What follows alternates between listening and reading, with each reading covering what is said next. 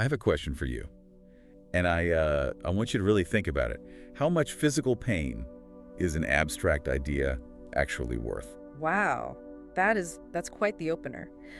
Usually we start with something like, "How was your weekend?" No, I'm serious. I don't mean, suffering for your family or protecting your property or even a political slogan you really love. I mean a specific theological definition of a text, literally a sentence in a book.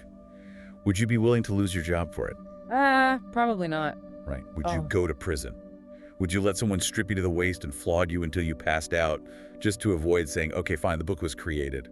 Put like that, I mean, most of us would probably fold pretty quickly.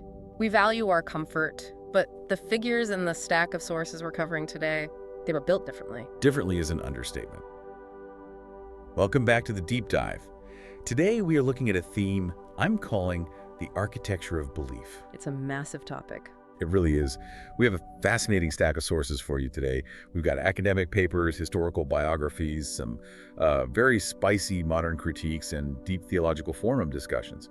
We're basically going to look at how the foundations of Islamic thought were built, how they were tested by literal torture, and what happens when modern thinkers try to pull out the supporting beams. It's a great framework, because we're essentially looking at the concept of authority. Who owns the truth? Is it the rationalist caliph in a palace?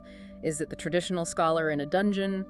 Or is it the modern critic with a laptop? Exactly our mission today. We have four main pillars in the research. First, the biography of the Iron Imam, Ahmad ibn Hanbal. Second, a highly controversial document titled Al-Albani Exposed, which attacks a modern scholar.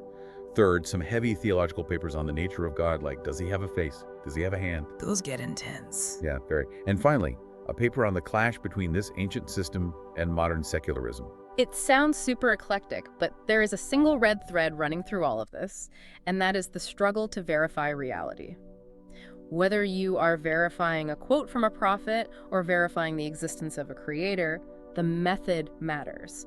If your method is flawed, your reality crumbles. So let's start with the man who essentially poured the concrete for the foundation. We can't talk about this architecture without talking about Ahmad ibn Hanbal, born in Baghdad, 780 CE. The sources call him the champion of the Sunnah. But before he became a legend, who was he?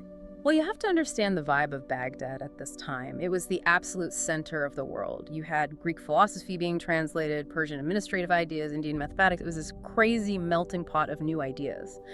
And in the middle of this, you have Ahmad. He wasn't interested in the Greek philosophers or the new trends. He was laser focused on one thing, which was data preservation. And by data, you mean hadith, right? The sayings and actions of the Prophet Muhammad. Exactly. He wasn't just reading them, he was collecting them like a forensic scientist.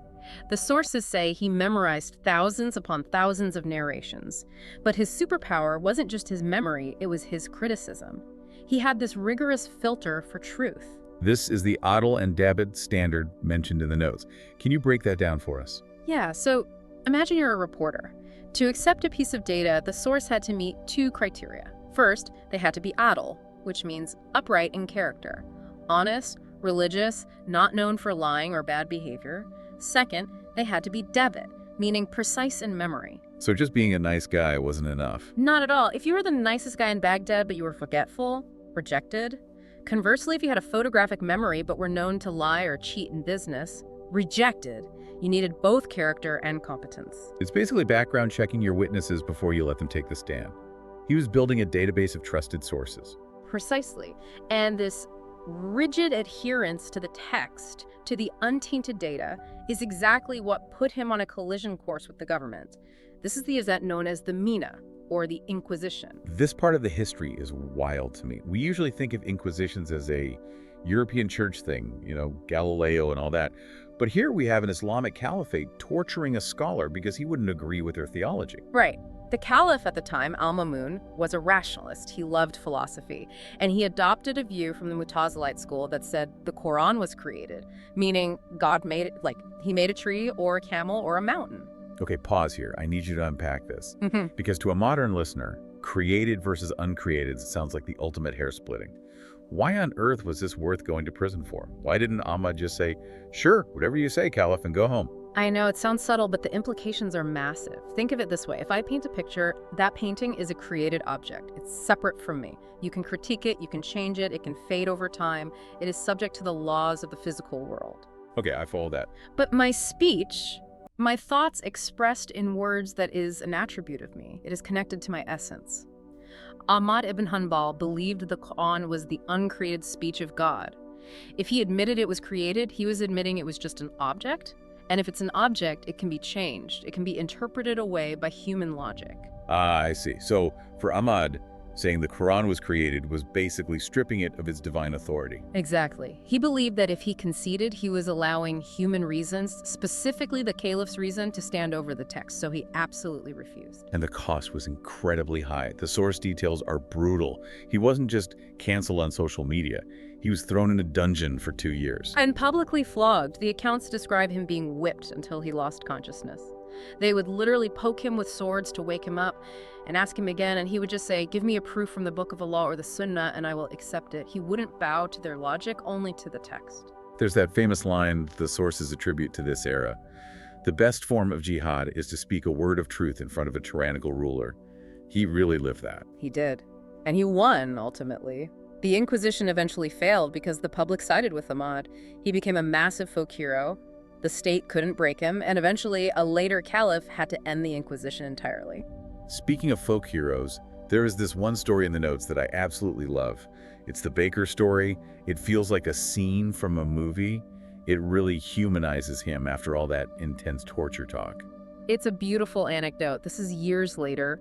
Ahmad is an old man, very famous, but cameras didn't exist, obviously, so people knew his name but not his face. He's traveling alone and stops in a town. Right, and he tries to sleep in a local mosque, but the caretaker is having a bad day or something. Yeah, the caretaker tells him to get out. Ahmad tries to negotiate, like, "I'm just an old traveler, let me stay in the corner."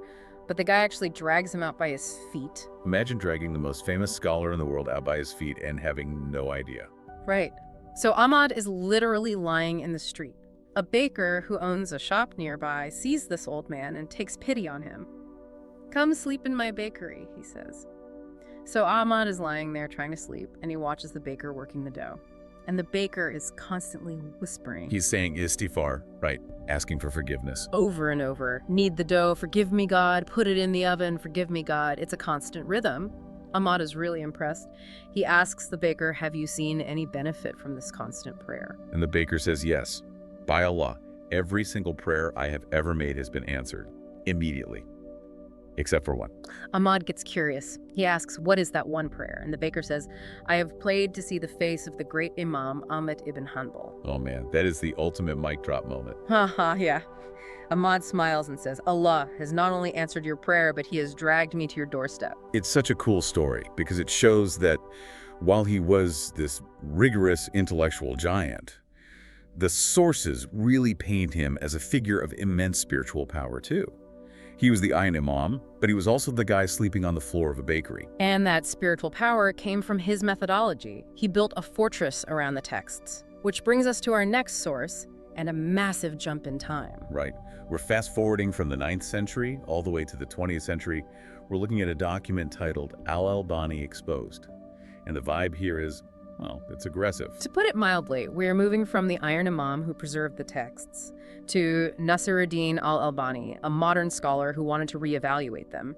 And we should make it clear, we aren't taking sides here, just reporting what the source material claims. Of course. So if Hanbal built the house, Albani came in with a sledgehammer to check the wiring. That's a pretty good analogy. Albani was a self-taught scholar. His argument was that over the centuries, a lot of weak or fabricated traditions had slipped into the religion. He wanted to strip it all back. He wanted to go back to the raw data, verifying every hadith himself, often disagreeing with the ancient masters. But this source, written by a critic named Hassan Ali al-Saqaf, basically says Albani didn't know what he was doing. It claims he made over 1,200 contradictions. The critique is really about consistency. In traditional scholarship, you need a chain of authorization and ijaza.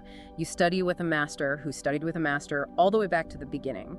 Albani bypassed that. He was largely self-taught from books. The source argues that because he lacked that formal lineage, he made sloppy errors. He would call a hadith authentic or sahih in one book and weak or da'if in another. The source actually brings receipts for this. Let's look at a couple of the weird ones. There is this mention of kisses are usury hadith. Yes, this is a specific, rather obscure narration. The critique here is that Albani claimed he couldn't find the chain of narration for this specific text, implying it didn't exist or was lost.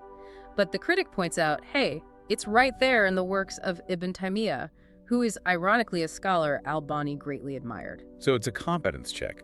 The critic is saying, you claim to be the ultimate researcher, but you missed a reference that was sitting right on the shelf. Exactly. But it gets more serious than just missing a footnote. Take the gold jewelry issue. This one actually impacts people's daily lives. Right. My understanding is that the vast majority of Islamic scholars, and probably the women listening, agree that women can wear gold. It's pretty standard practice. Correct. The 4 major schools of law agree on this. But Albani argued that gold rings specifically were prohibited for women. To support this, the source claims he had to actively weaken authentic hadiths that allowed it. Wait, so the accusation is that he adjusted the data to fit his own conclusion? That is the accusation, yes. The critic argues he went against the consensus of the historical architects like Ahmad ibn Hanbal to push his own view. And then there's the carpet example. There's a narration about buying a carpet and having 3 days to return it. A 7th century return policy, essentially. Basically. In one of his books, Da'if Sunan al-Nisai, Albani says the 3 days part is weak. He throws it out.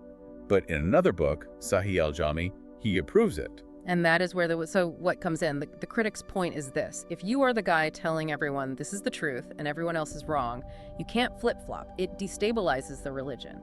If the classification of truth depends on which edition of Albani's book you bought, where is the certainty? It feels like the difference between relying on a building code that's been around for 1,000 years versus a DIY YouTuber telling you how to fix your load-bearing wall. It's a harsh comparison, but that is exactly what the traditionalist critics would argue. They say the architecture of belief was built by masters. Renovating it without the blueprints is dangerous. Let's shift gears a bit. We've talked about verifying the text. Now let's talk about the subject of the text, God. We have some sources here discussing a very sensitive topic, which is anthropomorphism. This is the architecture of belief applied to the divine itself. The Quran mentions God having a hand or a face or eyes. The big debate is, do we take that literally? And this brings us back to the Hanbali view. They say yes, but. They say, yes, we affirm what the text says because God said it. But we stop there. This is the concept of bi'akagaf, meaning without asking how. It is a hand, but not like a human hand. It is a face, but not like a human face. They're trying to thread a needle between turning God into a metaphor and turning God into a human. Correct. But then you have the danger zone. Our source mentions a really shocking narration, the beardless lad hadith. Yeah, I had to read this twice. The text says, I saw my Lord as a young beardless lad with curly hair wearing a green garment. I mean, that sounds completely contrary to everything I know about Islamic theology. Yeah. It sounds more like Greek mythology. It is shocking. And that's exactly why it's in the source to show how verification works in practice. The source clarifies that Orthodox scholars like al-Dahabi and al-Subki immediately flagged this. They classified it as either a complete fabrication or, at the very most, a description of a dream sequence or a metaphor, not a literal reality. Because if you believed God literally looked like a curly-haired teenager, you've broken the first rule of Islam. Right, you've violated Tanzi. Tanzi is the doctrine of transcendence. God does not resemble his creation in any way. If you can visualize him, that's not him. Which explains the answer to the next question in the source. Did the Prophet Muhammad actually see God during his ascension to heaven, the Miraj? The consensus, drawing on accounts from Aisha and Abu Dar, is no, he saw light. Abu Dar asked the Prophet, did you see your Lord? And he replied, light, how could I see him? It reminds me of the story of Moses asking to see God, and the mountain just crumbled to dust. Exactly the same principle. The architecture of belief relies on the idea that the Creator is too majestic for human eyes to process. If a mountain can't take it, the human eye certainly can't. Okay, so we know we can't see God. So how do we know he's actually there? This brings us to the logic section of our deep dive. We have a sermon source that lays out these incredible analogies used by classical scholars to debate atheists. These are great because they step away from the argument of because the book says so and move into pure logic. They are meeting the skeptic on their own turf. My favorite is Abu Hanifa and the boat. It's basically a comedy sketch. It really is. Abu Hanifa is challenged to a debate by an atheist, a huge crowd gathers, the caliph is there, and Abu Hanifa just doesn't show up. He literally ghosts them. Yeah, the atheist is gloating, he's scared, he knows he can't win. Science wins! Finally, hours later, Abu Hanifa strolls in. And his excuse is ridiculous. He says, sorry I'm late, I had to cross the river, but there was no boat. But then I watched these planks of wood rise out of the water. Nails hammered themselves in. Sealant poured itself. The sails stitched themselves together. A boat built itself right in front of me, so I hopped in. The atheist laughs in his face. He says, that is the stupidest thing I've ever heard. You expect us to believe a boat can build itself? And Abu Hanifa springs the trap.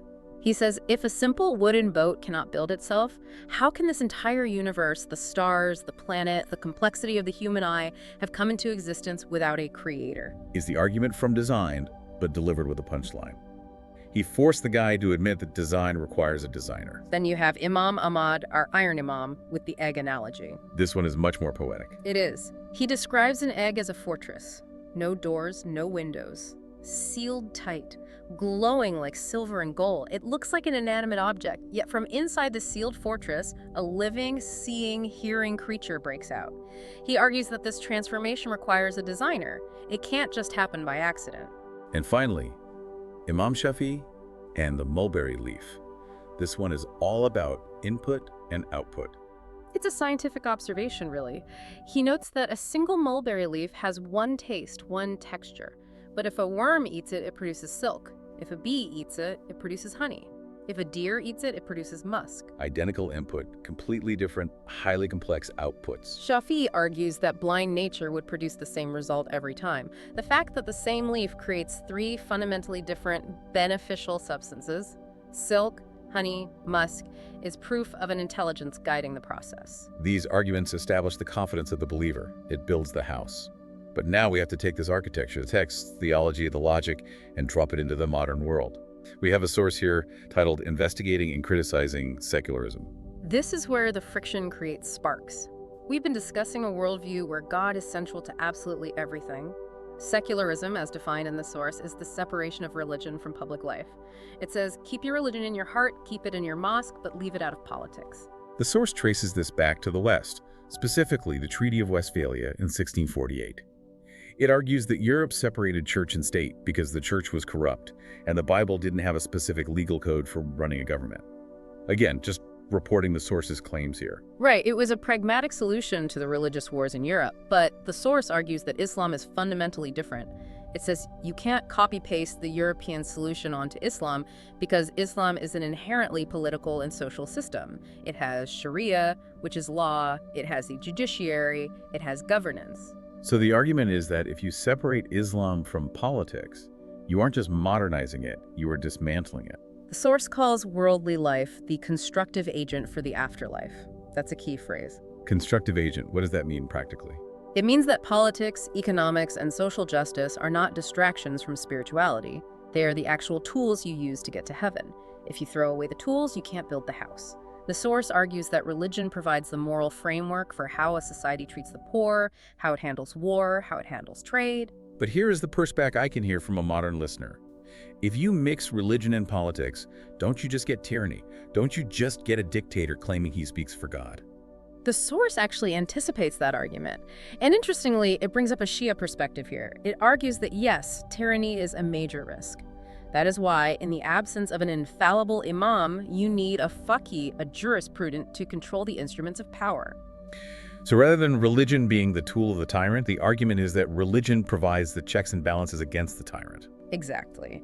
The source argues that secularism lacks a fixed moral anchor. It just bends to the will of the majority or the powerful. But religious governance, if done correctly according to their view, binds the ruler to a higher law that he cannot change. He can't just wake up and decide kisses are usury or torture is okay, because the ancient text prevents him. It's a clash in operating systems. One says freedom comes from separating God from the state, and the other says justice comes from integrating them. And that is the full picture. We started with Ahmad ibn Hanbal willing to bleed for a definition of a text. We saw the risks of trying to hack that definition with al-Albani.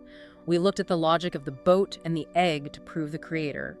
And finally, we see how this entire structure fights for space in a modern secular world. It really highlights that these aren't just dusty old debates. They define how millions of people view reality today. Absolutely. And if I could leave you with one final thought from our sources, it actually goes back to Imam Malik. Oh, what did he say? We talk a lot about unity today, but Imam Malik believed that the differences in our languages and the differences in the pitch of our voices are proofs of God. Meaning that diversity isn't an accident. Meaning that in a modern world that often tries to make everyone the exact same to homogenize us, Malik argues that difference itself is the ultimate signature of the divine. It is the unique fingerprint of the Creator. It is a beautiful thought to end on. To you, the learner, thanks for taking this deep dive with us today. Hopefully the architecture of belief looks a little clearer to you now. Keep questioning everything. See you next time.